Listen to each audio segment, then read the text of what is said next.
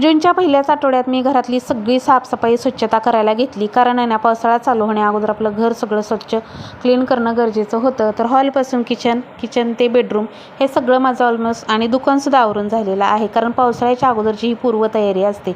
एकदा पावसाळा चालू झाला की आपल्याला घर अजिबात आवरायला मिळत नाही. जाळ्या म्हणा हे ते आपण काढू शकतो वरच्यावर, पण भांडी क्लिनिंग करायची, किचन वाटे वगैरे हे सगळं जे आहे ते साफसफाई जे काय असते ना ती करायची राहून जाते आपली, कारण आता ऊन नसतं ना आणि कुबट वास येणं, भांडी खराब होणं किंवा भांडी न वाळल्यामुळे भांड्याला बुरशी लागणं किंवा त्याच्यातल्या धान्याला बुरशी लागणं, तर अशा काही गोष्टी होतात. त्यामुळे ना मी सगळं जे क्लिनिंग जे आहे ना तर ह्या आठवड्यामध्ये करून घेतली. तर आता सकाळी आज मला लास्ट राहिलं होतं माझा फ्रीज क्लीन करायचा, तर आज आहे ना छान असं मी फ्रीज क्लीन केलं आहे, तुम्हाला दाखवते. पण परवा दिवशी मी सगळं किचनची टाईल्स वगैरे घासून घेतली होती. बघू शकताय माझा सगळा फ्रीज क्लीन झालेला आहे.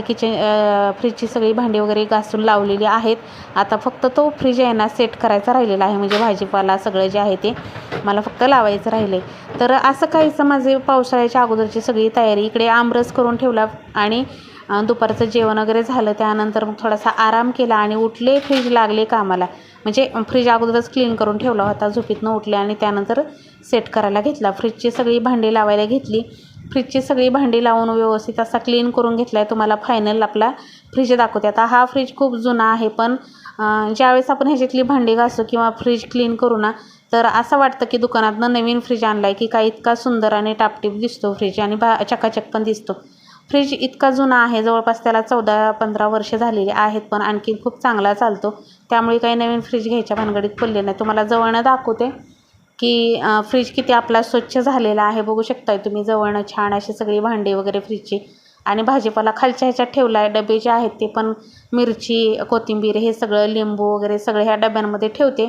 आणि इथं जे आहेत ती माझं काय जे डबे मसाल्याचे वगैरे असतात ना, खडे मसाले हे ते सगळे ह्या डब्यांमध्ये ठेवते. सरबताच्या बॉटल, कलरच्या बॉटल हे सगळ्या ज्या आहेत ना इथं मी फ्रीजमध्ये हे सगळं फ्रीजला लावून ठेवलं. आणि खडे मसालेसुद्धा मी फ्रीजमध्ये ठेवते, रवासुद्धा मी फ्रीजमध्येच ठेवते.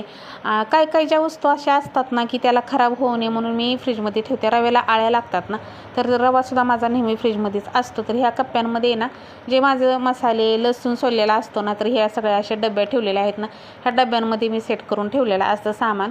आणि इकडं ही तर फक्त दुधाची पातेली, दह्याचं एक भांडं असं काहीच असतं. आणि इकडं खालच्या भाज्या, तो खालचं 2 सेक्शन आहेत ना ते भाज्याचं खालचं एकदम आणि ते. आणि फ्रीजच्यावर असं काहीचं माझ्या ज्या आवडीच्या भरण्या बिरण्या असतात छोटंसं ते ठेवलेलं असतं. तर असा होता आजचा फ्रीज क्लिनिंगचा व्हिडिओ. कसा वाटला नक्की कमेंटमध्ये सांगा. आवडला तर like, share, subscribe. Shri Swami